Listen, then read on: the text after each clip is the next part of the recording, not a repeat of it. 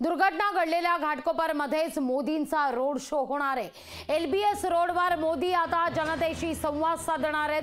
Hoarding दुर्घटनेनंतरही Modi event करत असल्याचा आरोप हा करण्यात येतोय। घाटकोपरमध्ये जिथं होर्डिंग कोसळून 14 निष्पाप मुंबईकरांचा बळी गेलाय, तिथून अवघ्या 4 ते 5 किलोमीटर अंतरावर उद्या मोदींचा रोड शो होणार आहे। निष्पाप मुंबईकरांचे बेकायदा होर्डिंगनं बळी घेतल्याचा पंतप्रधानांना सोयरसूतक नाही का, असा सवाल आता विरोधक उपस्थित करतायत। मोदींचा हा प्रचार की रोड शो वादाच्या भोवऱ्यात आता सापडलेला आहे।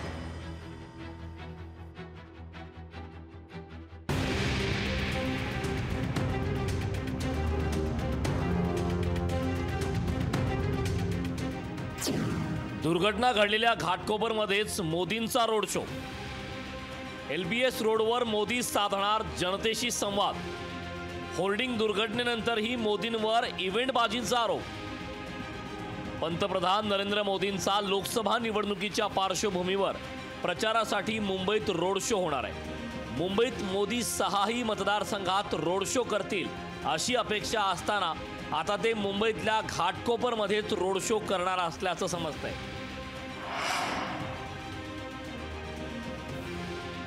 घाटकोपरच्या अशोक सिल्क मिल येथून रोड शो सुरू होईल। पुढे रोड शो सर्वोदय जंक्शन ओलांडून मार्गक्रमण करेल। एमजी रोड येथे डावे वळण घेऊन रोड शो घाटकोपर पश्चिमेकडून पूर्वेला जाईल। घाटकोपर पूर्वेकडे वल्लभबाग जंक्शन येथे पोहोचेल। या ठिकाणी असलेल्या पार्श्वनाथ जैन मंदिराजवळ रोड शोचा समारोप होईल। हा रोड शो म्हणजे मुंबईकर आणि पंतप्रधान मोदींच्या संवादाचा सोहळा असल्याचं भाजपनं सांगितलंय। तुमच्या आमच्या भेटीसाठी आणि येणाऱ्या लोकसभा निवडणुकीच्या प्रचारासाठी माननीय पंतप्रधान नरेंद्र मोदीजी आपल्याला भेटायला मुंबईत येत आहेत। 15 तारीख सायंकाळी 4:30 वाजता मोदीजींना भेटायला, बघायला आणि संवाद करायला येऊया। विरोधकांनी मात्र मोदींच्या रोड शोवर टीका केली। घाटकोपरमध्ये होर्डिंग कोसळून निष्पापांचा बळी गेलेला असताना त्याच भागात मोदी रोड शो कसा करतात असा सवाल विरोधी पक्षनेते अंबादास दानवेंनी केलाय।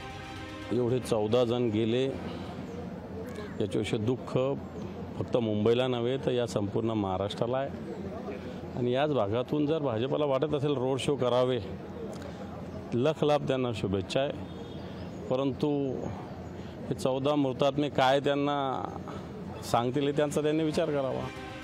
निष्पाप मुंबईकर मरत असताना सरकार मात्र इव्हेंटमध्ये व्यस्त असल्याचा आरोप काँग्रेस नेत्या वर्षा गायकवाड यांनी केलाय।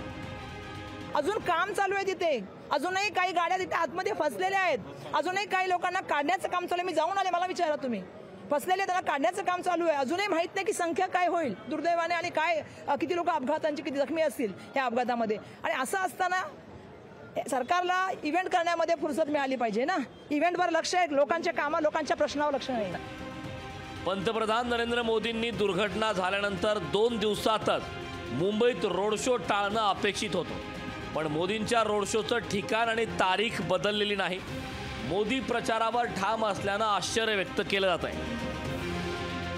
चेतन नावरे, लोकशाही मराठी, मुंबई। लोकशाही मराठी ऐका, पहा, जागरूक रहा।